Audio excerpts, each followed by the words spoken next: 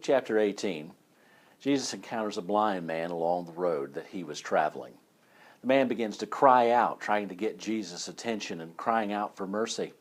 Others in the crowd told the man to be quiet, but he yelled all the louder until finally Jesus calls him into his presence, and Jesus heals him. In fact, he says, "Your faith has made you well." But I want to take you to the reaction that we see in this verse. It's found in verse 43 of Luke 18. And here's the reaction after the miracle. And immediately he received his sight and followed him, glorifying God. And all the people, when they saw it, gave praise to God. Well, you say, wouldn't that be obvious? What could be more astounding than a man who had been blind suddenly receiving his sight through the direct hand of God in the person of Jesus Christ? Of course there's going to be glorifying God. Of course there's going to be following him. Of course there's going to be praising him. But let me suggest to you that we too, if you're a follower of Christ, have been blind and now you see.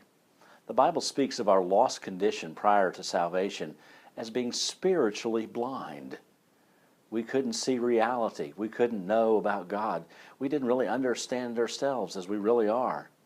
But by coming to him in faith, we've been given spiritual sight in place of our blindness. Let me suggest to you the same three reactions should be part of our lives because we have been given spiritual sight. We should follow him. It's called obedience.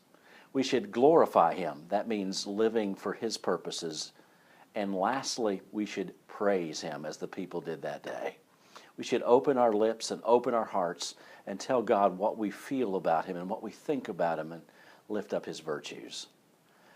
I once was blind, but now I see, the old hymn says. I trust that's true of you, and as it is true of us, that we would follow him, praise him, and glorify him. Let's get started on that today.